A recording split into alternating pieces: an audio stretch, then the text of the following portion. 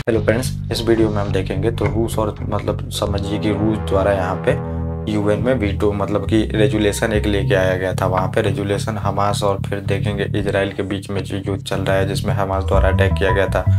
बहुत सारे आम नागरिकों को वहाँ पे मारा गया है। अभी भी देखेंगे 200 से ज़्यादा लोगों को बंधक बना के रखा गया है और इसमें इजरायली भी देखेंगे बहुत एग्रेसिवली कार्रवाई कर रहे हैं और उन्होंने कसम खाया, नेतन्याहू जी जो हैं तो उन्होंने कसम खाया है कि पूरी तरह से इस पर हमास का खात्मा होगा। तो अब देखेंगे रूस द्वारा यूएन में समझिए रेजुलेशन लाया गया है। रेजुलेशन लाया गया है कि जो अभी युद्ध है तो समझिए कि तत्काल यहाँ पे रोका जाए और जितने भी मासूम लोग हैं उनको ना मारा जाए, यहाँ पे सीज फायर कर दिया जाए। तो बहुत सारी चीज़ें उसमें बताई गई हैं और इसमें एक बार भी ये जिक्र नहीं किया गया है कि इजराइल के आम नागरिकों को उतना मारा गया है हमास द्वारा, चाहे कुछ भी किया गया समझिए। उसके बाद जो है बंधक बनाया गया, तो ये सब बातें नहीं इसमें डिस्कस की गई हैं। बस ये कहा गया है कि ये इजराइल द्वारा अटैक किया गया है, वहाँ पे आम नागरिकों को मारा जा रहा है। फिर आपको देखने को मिलेगा ये भी वहाँ पे बताया गया है कि जल्दी से जल्दी जो युद्ध विराम है उसको कि सीज फायर कर दिया जाए। सीज फायर वही होता है जो जितना एरिया को कब्जा किया है वहीं पे अब अपना सैनिक रोक दे, आगे कार्रवाई नहीं किया जाए, तो यही होता है। तो इसमें देखेंगे यूएन में जो वीटो आया है तो इसमें मेनली टॉपिक में ये डिस्कस किया गया है कि कहीं यूएस जो है समझिए यू टर्न तो नहीं ले रहा है। जैसे कि यूक्रेन टाइम देखेंगे आप, यू टर्न लिया। पहले युद्ध के पहले तो बहुत सारा धमकी दिया रूस को कि तुम्हें कि सबक सिखा देंगे, ये कर देंगे, वो कर देंगे, तुम्हें अपने पूरी तरह से धरती खोना पड़ेगा, नक्शा मिटा देंगे। इन्होंने और वेस्टर्न कंट्रियों ने सबने वहाँ पे बहुत सारा चीज़ बोला, लेकिन जब जैसे युद्ध शुरू होता है वहाँ पे देखेंगे इन्होंने यू टर्न लिया और आज तक देखेंगे यूक्रेन वहाँ पे लड़ाई लड़ रहा है। इसमें समझिए कि अब ये तो लड़ रहा है यूक्रेन लड़ाई और वहाँ पे बहुत सारे आम नागरिक हैं जो उनकी मौत भी हो रही है। और यहाँ पे अब समझिए कि रूस द्वारा यहाँ पे रेजुलेशन लाया गया है। रूस जो कि देखेंगे वहाँ पे रिहायशी इलाकों में मिसाइल छोड़ रहा है, अटैक कर रहा है, उसका एयरफोर्स अटैक कर रहे हैं, ड्रोन अटैक हो रहा है, रिहायशी लोगों में बहुत सारे लोग मर रहे हैं। और वो समझिए यहाँ पे मानव अधिकार का बात किया जा रहा है। मानव अधिकार का फिर से मुद्दा गर्म हो गया है कि मानव का क्या अधिकार है। तो मानव अधिकार सिंपल सा है कि युद्ध वगैरह हो तो मानव की डिग्निटी, ये सब चीज़ों का ध्यान रखा जाए। ये नहीं कि जो निर्दोष लोग हैं उनको ही मार दिया जाए। तो इन सब का ध्यान रखा जाता है मानव अधिकार में। मानव अधिकार में और भी बहुत सारी चीज़ें हैं जो कि बात किया जाता है। मानव अगर जिंदा है तो उसके धरती पे है तो कुछ अधिकार होने चाहिए, तो उसका बात किया जाता है। ऐसे नहीं है कि युद्ध तुम दो देश लड़ रहे हो और मानव जो है समझिए उनको मारे जा रहे हो बिल्कुल में। तो ये अब देखेंगे यूक्रेन में बहुत सारा कि ये कांड हुआ। आप देखेंगे बहुत सारे जो बेकसूर थे उनकी मौत हुई। तो इन सबको अब रूस को नहीं दिख रहा था, लेकिन अब यहाँ पे आपको देखने को मिलेगा रूस द्वारा रेजुलेशन लाया है कि हमास के जो लोग हैं उनको मारा जा रहा है और जो आम नागरिक भी हैं फिलिस्तीन के वो भी मर रहे हैं। तो यहाँ पे रेजुलेशन जब भी आता है सिक्योरिटी काउंसिल में तो अब उसमें आपको चाहिए 15 मेंबर हैं। आपको देखने को मिलेगा 5 जो है परमानेंट मेंबर हैं और 10 समझिए कि नॉन परमानेंट मेंबर होते हैं जो 2-2 साल के लिए आते हैं। तो परमानेंट मेंबर जो होते हैं तो उसमें आपको देखने को मिलेगा यूएस है, फिर देखेंगे आप रूस है, उसके बाद देखेंगे ब्रिटेन है, फ्रांस है, फिर चीन है। तो ये 5 लोग परमानेंट हैं और इनको P5 भी बोला जाता है। तो ये हैं, तो इनको इनको तो वीटो करना ही, वीटो नहीं कर सकते, इनको सहमति चाहिए ही। और फिर टोटल में आप समझ लीजिए टोटल में 9 मेंबर की जब तक नहीं वहाँ पे वोटिंग होगी, 5 तो परमानेंट चाहिए ही चाहिए, बाकी 4 भी चाहिए। 9 मेंबर जब तक वोट करेंगे उस फैसले के सहमति जताएंगे तभी जाके फैसला पास होगा वहाँ पे। फिर यूएन कार्रवाई करेगा तो यूएन फैसला पास भी हो जाता है तो कुछ नहीं कर पाता है, ऐसा आप समझ के चलिए।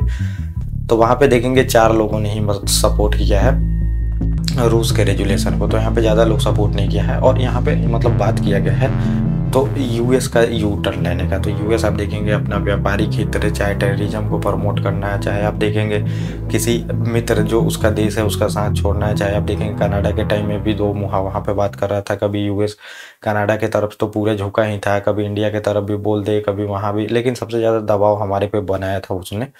तो यहाँ पे अब ये भी बोला जा रहा है कि जो यूक्रेन युद्ध हुआ था वैसा ही यहाँ पे जो समझिए इजराइल है तो उसको फंसाना चाहता है ये कि युद्ध कंटिन्यू भी चलता रहे। और ये आपको देखने को मिलेगा, ऐसा नहीं है, ये यूएस का पूरी तरह से ट्रैक रिकॉर्ड ही रहा है हमेशा से। आप इतिहास में देखेंगे कि वो अपने नेशनल इंटरेस्ट को सर्वोपरि रखता है और अपना फ़ायदा देखता है। जब आप उसको टेररिज्म प्रमोट करना हो तो प्रमोट भी करेगा। वहाँ पे मिडिल ईस्ट में पूरी तरह से टेररिज्म प्रमोट करना, उनको देखेंगे कि ट्रेनिंग तक देना, हथियार देना, सब उसने किया। फिर जब उस पर अटैक हुआ तो फिर उनको समाप्त भी किया जिसमें बहुत सारे आम लोग मरे। तो वो भी अब, और इजराइल को देखेंगे कि यहाँ पे अब जो बाइडन का अभी देखेंगे स्टेटमेंट आया है, तो उन्होंने बोला है कि जो युद्ध चल रहा है तो उसमें आम फिलिस्तीनियों की कोई गलती नहीं है। वो तो बात सही है कि आम फिलिस्तीनियों की कोई गलती नहीं है। हमास ने अटैक किया तो उसको मतलब सज़ा भुगतनी चाहिए, लेकिन हमास भी अब देखेंगे तो पूरी तरह से मानवता भूल के वहाँ पे आम लोगों को मारा है, इसी वजह से ये अटैक किया जा रहा है।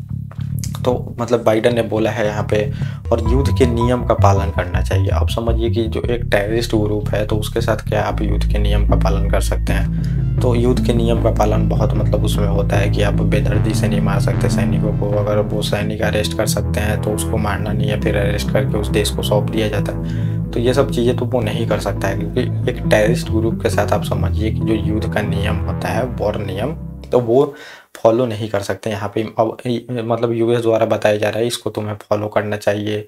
फिर अभी देखेंगे जो बाइडन यहाँ पे आ रहे हैं इजराइल में, तो ये बोला जा रहा है कि ये उनके आने का मन नहीं है। इजराइल पीएम देखेंगे वहाँ पे फ़ोन पे बुलाते हैं, तब जाके इनको आना पड़ रहा है। जो बाइडन है तो ये आ रहे हैं। इसमें आपको 3 चीज़ें ध्यान देनी चाहिए। पहला तो देखेंगे इजराइल के बोलने पे आ रहे हैं बाइडन, और इसके पहले देखेंगे जो विदेश मंत्री हैं वहाँ पे ब्लिंकन वो भी आ चुके हैं, रक्षा मंत्री भी आ चुके हैं, लेकिन अब ये बाइडन आ रहे हैं यहाँ पे इजराइल में। और फिर दूसरा बात ये भी देखेंगे तो यहाँ से आपको मिलेगा, मतलब जैसे यूक्रेन युद्ध होता है तो अभी प्रेसिडेंट जो रहते हैं वहाँ पे मिलने जाते हैं। यूक्रेन युद्ध स्टार्ट होते ही देखेंगे यूक्रेन में जाते हैं ये, और बोलते हैं वहाँ पे कि मतलब पूरी तरह से जो रूस है उसको हम बर्बाद कर देंगे, ये कर देंगे, वो कर देंगे, और उसको अकेला छोड़ दिया जाता है वहाँ पे यूक्रेन जो रहता है। और उसके आम नागरिक भी बहुत सारे मरते हैं, लगभग 40 लाख तो देखेंगे लोग वहाँ से मतलब भाग के दूसरे कंट्री में जा चुके हैं। लोग बहुत सारे मर चुके हैं। रूस के सामने वो अकेला बिल्कुल लड़ाई अभी तक लड़ रहा है। तो ये है, ये लड़ाई ख़त्म भी नहीं होने दे रहे हैं और उसका साथ भी नहीं दे रहे हैं, समझिए। तो फिर वहाँ पे अब ये यहाँ पे इजराइल में आ रहे हैं, समझिए बाइडन। और दूसरी बात आपको देखने को मैंने जो बताया, दूसरी बात ये वहाँ भी पहुँचे थे और यहाँ भी आपको देखने को मिलेगा ये आ रहे हैं। और तीसरा आपको ये भी देखने को मिलेगा कि अब यूएस जैसा लोग मानवाधिकार का वहाँ पे बात कर रहा है, जिसको कि आज तक मानवाधिकार देखा ही नहीं है। फिर रूस मानवाधिकार का बात कर रहा है। तो यहाँ पे देखेंगे नेतन्याहू जी जो थे, तो समझिए वॉर शुरू हुआ था तो यूएन वहाँ पे बोलता है, तो यूएन को वहाँ पे सीधे संदेश देते हैं कि हमें मतलब ज्ञान मत दो तुम, क्योंकि यूक्रेन वॉर में भी देखेंगे पूरी तरह से यूएन फेल रहता है। कश्मीर मुद्दा, कोई भी ऐसा मुद्दा नहीं है जो कि यूएन सुलझा पाया हो आज तक। चीन भी उसका पूरी तरह से बात नहीं मानता है। तो ये यूएन का फेलियर है। अगर यूएन में सुधार नहीं हुआ तो जो देखेंगे कि लीग ऑफ नेशन वो बना था, तो वैसे ही ये भी फेल हो जाएगा फर्स्ट वर्ल्ड वार के बाद। ये जो समझिए कि यूएन है, यूनाइटेड नेशन, ये भी फेल हो जाएगा अगर इसमें समझिए सुधार नहीं होता है। तो ये यहाँ पे बताया जा रहा है कि समझिए कि इजराइल को ये पूरी तरह से अगर ये गाजा में अटैक करते हैं तो इनका तो टाइम लगेगा ही, क्योंकि आतंकवादी बहुत सारे सुरंग बना के रखे हैं। टाइम लगेगा तो यहाँ पे यूएस अपना हाथ मतलब खींच भी सकता है, क्योंकि देखेंगे इस्लामिक कंट्रियों का बहुत ज़्यादा दबाव है और उनको ज़्यादातर फायदा देखेंगे व्यापार से कहाँ पे है, इस्लामिक कंट्री में ही है। इजराइल ज़्यादा हथियार उससे खरीदता नहीं है। ज़्यादातर देखेंगे सऊदी अरब चाहे बहुत सारे मतलब इस्लामिक कंट्री हैं वहाँ पे कि हथियार खरीदते हैं। पाकिस्तान हुआ, तुर्की भी खरीदता है। तो उसके लिए ज़्यादातर प्रॉफिटेबल देखेंगे तो बिजनेस है इस्लामिक कंट्रियों के साथ, चाहे किसी का भी देखेंगे इस्लामिक कंट्रियों के साथ ही हैं। भारत का भी अब देखेंगे तो बहुत सारे तेल वगैरह आते हैं वहाँ पे और बहुत सारे लोग हमारे वहाँ पे काम करते हैं। तो उसके लिए सभी देखेंगे इजराइल को मतलब अलग थलग कर रहे हैं। लेकिन ये लोगों को समझना पड़ेगा कि ये टेररिज्म के अगेंस्ट में देखेंगे वॉर चल रहा है। ये समझिए किसी देश से मतलब नहीं है। तो टेररिस्ट सब पे भारी पड़ सकते हैं, क्योंकि टेररिज्म का रूप देखेंगे धीरे धीरे बहुत ज़्यादा फैलते जा रहा है। तो इसके लिए ये इंपॉर्टेंट है। तो रूस और चाइना देखेंगे ये भी साथ दे रहे हैं पूरी तरह से इस्लामिक कंट्रियों का। वहाँ पे यूएस बोल रहा है, लेकिन अब समझिए कि उसको भी व्यापार वगैरह देखना है। तो यहाँ पे ऐसा माना जा रहा है कि गाजा पट्टी में घुसे और युद्ध ज़्यादा दिन छिड़ेगा तो ये फिर वहाँ पे यू टर्न ले सकता है यूक्रेन जैसा। तो ये पूरा टॉपिक था जो मैंने आपको बताया। और रूस जैसे लोग भी मानवाधिकार का बात कर रहे हैं, तो ये सब भी अब चीज़ें इसमें देख सकते हैं। ओके गाइस, थैंक यू, और अब हम मिलेंगे अपने नेक्स्ट टॉपिक।